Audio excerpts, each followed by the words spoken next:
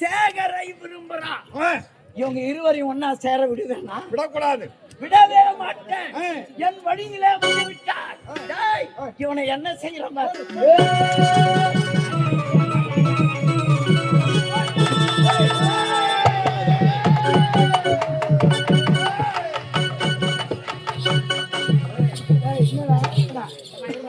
நான் அவங்கள போய் அழைச்சிட்டு வரேன்.